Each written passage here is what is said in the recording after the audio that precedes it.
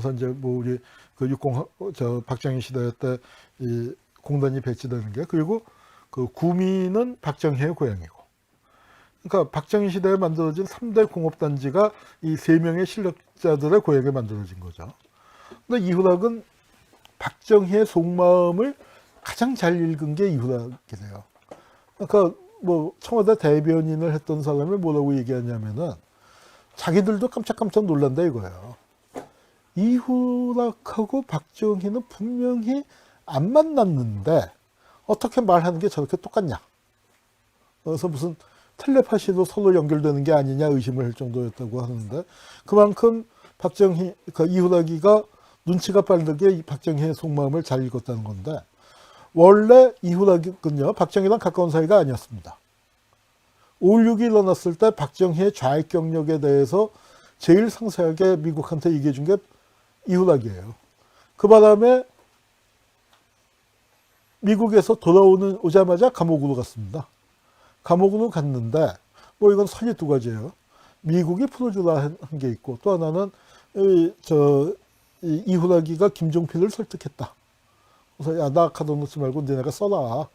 그 정보부 만들어야 할 거 아니냐. 그래서 이후락이가 군 내부의 최고의 미국 통일자 정보통이었거든요.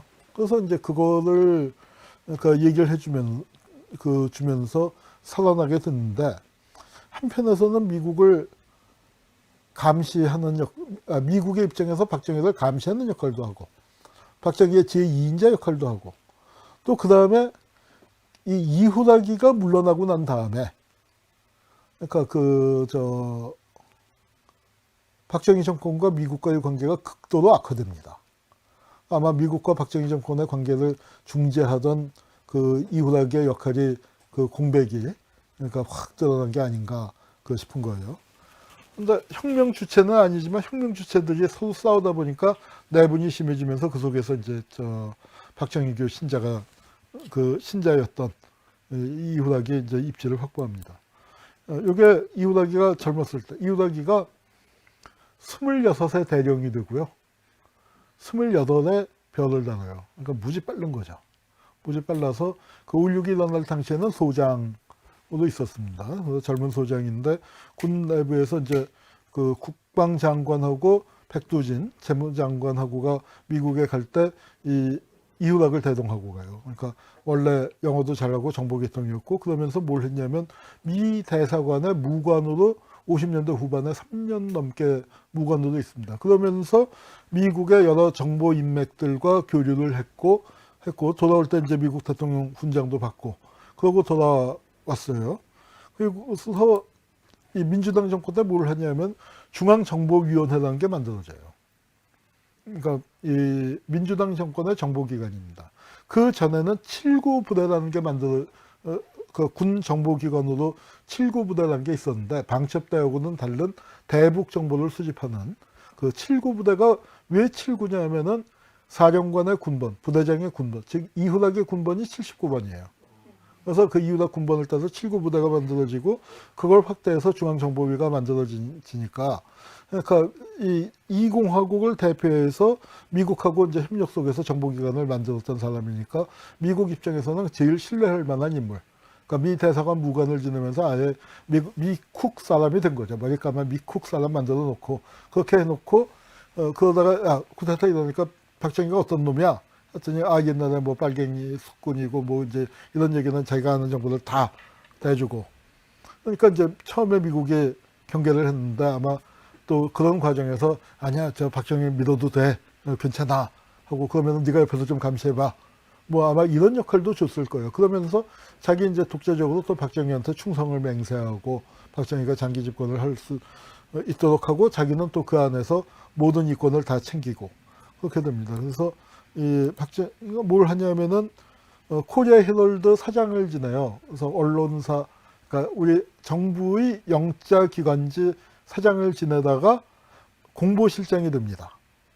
최고의 공보실장인데, 그 전에 그 공보실장했던 사람이 원충현 대령이라는 사람인데, 그 사람이 되게 뻣뻣하게 기자들을 무슨 사병 부리듯이 그렇게 대하고 하니까 기자들하고 관계가 굉장히 나빴는데, 이후락이는 머리 빨리 돌아오고, 이후락의 단점은 말을 더듬는데요. 말을 더듬었는데 이후락이는 그걸 뭐라고 했냐면 굉장히 유머 감각이 좋아서 그거는 대뇌가 소뇌를 압박하기 때문에 더듬는 거다. 말 더듬는 사람이 머리가 좋은 거야. 뭐 하고 이제 뭐 이렇게 하면서 그 여러 가지 그 유머도 쓰고 박정희 가려운 데를 아주 기가 막히게 잘 비위도 맞춰주고 아주 머리는 팽팽 돌고 이제 그랬던 겁니다. 그래서 박 대통령을 교주로 하는 박정희 교를 신앙하는 기분으로 일해야 한다. 비서실장 있을 때 늘 했었던 얘기입니다. 그러다가 이제 비서실장으로 그렇게 하다가 아까 김영욱 때 설명했듯이 토사구팽을 당합니다. 삼선개헌을 했을 때 이만섭이라고 국회의장 지내고 한 2, 3년 전에 세상 떴죠. 그 사람이 젊은 기자 시절에 강고리였는데 의원총회에서 좋다. 삼선개헌에 동의할 테니 김형욱 이후락을 잘라라. 뭐 이제 그런 그 폭탄 발언을 이제 해서 그 유명해졌는데 지금 생각해 보면은 박정희가 시킨 것 같아요. 이만섭 의원이 강골이긴 하지만 혼자서 그런 얘기를 하지는 못했을 거고, 그리고 박정희가 실제로 그러니까 이렇게 그런 공화당 의원들의 건의를 받아들이는 형식으로 쫙 날려버린 거죠. 그런데 김형욱은 그냥 날라갔지만 이후락은 박정희가 다시 부릅니다. 뭘로 부르냐면 주일대사로 불러요. 주일대사로 불렀다가 주일대사가 된다면 또 뭘 했냐면 기가 막힌 거예요. 박정희가 스시를 좋아하니까 긴자에서 스시를 사서 도시락을 싸서 그걸 하네다 공항에서 해서 청와대에다가 그러니까 2시간 반 걸렸다고 하나? 비행기 오는 게 2시간인데 하여튼 그렇게 해서 박정희가 일본의 긴자의 고급 그 스시집에서 만든 스시를 먹게끔 딱 이렇게 해서 보내고 뭐 이제 여러 가지 그 박정희의 가려운 데를 살살 이제 긁어주고 하다가 이제 드디어 중앙정보부장이 된 겁니다. 중앙정보부장이 돼서 아마 중앙정보부 역사에서 가장 화려했던 시기, 권력이 가장 강했던 시기이고 역사적으로 가장 중요한 일을 한 게 7.4 남북공동성명을 했고 나쁜 짓이지만 또 유신을 준비한 겁니다. 그 두 개가 동시에 이루어지는데 7.4 남북공동성명 때는 이걸 그 발표할 때 사람들이 진짜 너무 놀랬죠. 뜻밖의. 그날 지금도 기억이 생생해요. 제가 중학교 1학년 때였는데 비가 억수로 왔어요.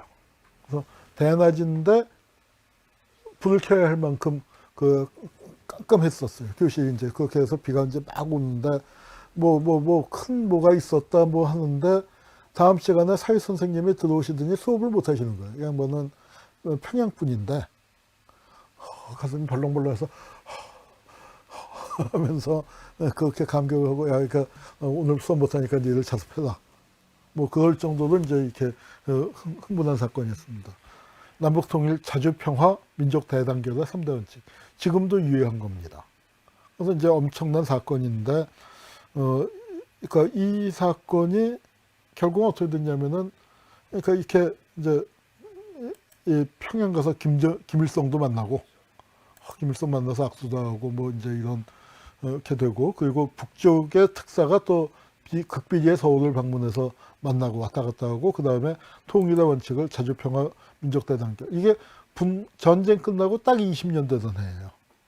딱 20년 되던 해에 이게 터지니까 이산가족들은 이제 정말 그 가슴이 벌렁벌렁해지는 이제 그 상황이었죠. 그러면서 통일의 염원이 한껏 고조됐을 때 우리의 뒤통수를 제대로 친 게 유신입니다. 그런데 유신이라는 걸 할 때 박정희, 그러니까 이 유신의 주역이 뭐 일부에서는 이후락 작품이라고 하는데 사실은 박정희 작품이죠. 그런데 그거를 박정희가 제작 겸 감독을 하는데 이후락이가 진행을 맡아봤다고나 할까? 아니면 또 그러니까 일부 부분은 이후락 감독하에 찍기도 하고 뭐 그런 역할인데 박정희가 삼선개헌을 했어요.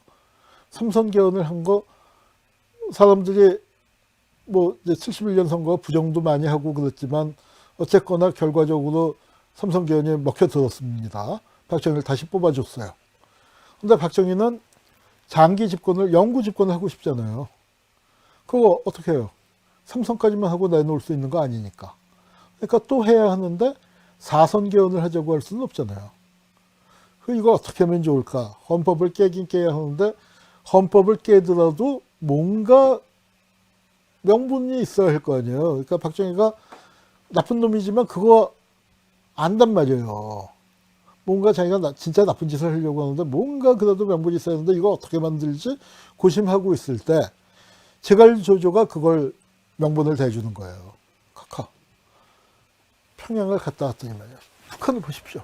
우리가 이제 71년도에 남과 북이 선의의 체제 경쟁이라는 걸 박정희가 8.15 경축사에서 광복절 기념사에서 남과 북이 선의의 체제 경쟁을 하자 이제 하는 얘기를 했고 그런 연장선상에서 이제 7.4 남북 공동성명도 됐는데 카카 제가 평양에 가봤더니요. 김일성 주석은 말이 필요 없습니다. 눈짓만 하면 고개 들어서 저쪽 보기만 해도 밑에서 알아서 착착착 아주 일사불란하게 쫙 들어갑니다. 그런데 우리는 어떻습니까? 71년도에 공화당에서 항명파동이 있었거든요. 여당도 항명을 합니다. 여당 놈들도 말을 안 들어요. 야당은 맨날 국회에서 발목 잡아요. 언론은 물어뜯어요. 애들, 대학생들 길바닥에 나와서 짱돌 던지고 난리예요. 이런 상황에서 급변하는 국제정세에 어떻게 우리가 능동적으로 대처하며 남북관계에서 어떻게 통일적으로 그 북한과 체제 경쟁을 하겠습니까? 우리도 가까이 영도적 안에 일치 단결하고 거취장스러운 걸 몰아내야 합니다. 이게 박정희가 들어볼 때 그럴듯했던 거예요. 이게 유신의 명분이 되는 겁니다. 그래서 유신을 할 때 이제 유신 사진을 제가 준비를 안 했네요. 유신을 할 때 그러니까 이 남북 통일의 그 환경을 만든 데가 굉장히 중요한 명분으로 들어가죠. 그래서 이제 그런데 그렇게 됐는데 김대중 납치 사건을 했다라고 해서 떨려놨어요. 근데 떨려놨는데, 그러니까 두 번째 떨려난 거죠. 69년도에 삼성기한하고 떨려나고 이번에 떨려놨는데 73년에 떨려놨을 땐 이렇게 얌전히 그러니까 유경수 여사가 이제 총 맞았을 땐 조계사에 가서 저렇게 소문 내지 않고 그러나 사진은 찍히게끔 사진 찍혀서 나가면은 그리고 이제 원래 불교도니까 불교 쪽에 그 상당한 영향력을 갖고 있었고 그렇게 하고 있었습니다. 그런데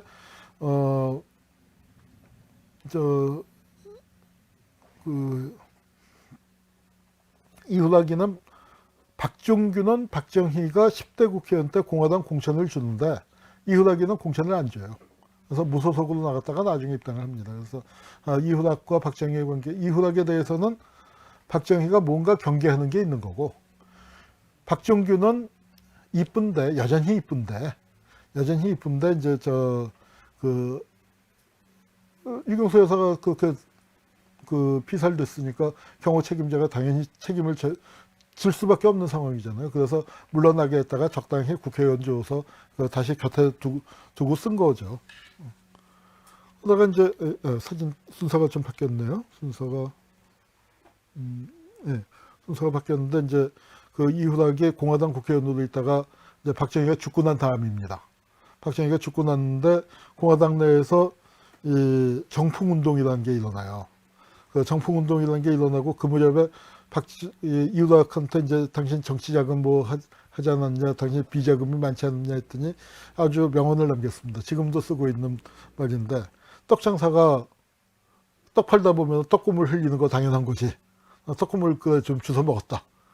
이제 떡고물을 먹었냐, 떡판을 먹었냐, 뭔지 하지만 이제 막대한 부 그리고 를 축적한 거고요. 그래서 국민의 지탄을 받아서 이제 너 나가라 그랬더니 탈당 운동을 또 했죠. 그러니까 왜 나만 나가? 김정필이는 더 먹었는데, 김정필이도 먹었는데 이제 하고 물귀신 작전을 이제 펴고 그랬었습니다. 그러다가 그러니까 5.17이 일어나면서 이제 부정축제자로 몰렸고 재밌는 건 박종균은 여기서도 살아나요. 여기 이름에 보면은 김종필, 이후락, 박정규 아니에요. 순서가 그렇게 되어 있는데 여기서 이후락은 이 이후에는 은퇴해서 경기도 광주에서 도자기 굽고 지내다가 이제 이렇게 죽었습니다. 이렇게 죽었는데 그 후에 박정규는 살아났고 이후락은 아들 셋을 다 재벌집에 보냈죠. 호남정유, 그다음에 하나가 어디더라? 한국화약이었나? 그리고 또 SK하고 이제 그렇게 재벌들하고만 사돈을 맺었고. 근데 이 박정희의 비자금 미스터리 그거를 이후덕기가 그래도 끝까지 관장하지 않았을까? 그러니까 이제 의심을 받고 있는데 이 비자금에 대해서 진전이 없습니다. 비자금 환수 국민운동 본부를 만들긴 했는데 뭐 안민석 의원 등이 이제 중심이 돼서 했고 저도 뭐 조금 그 가서 발표도 하고 이제 그런데 진전을 보질 못하고 있죠. 자, 그러면은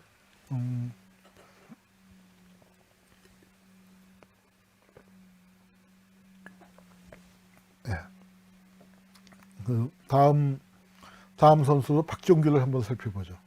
박종규는 피스톨박이에요, 피스톨박.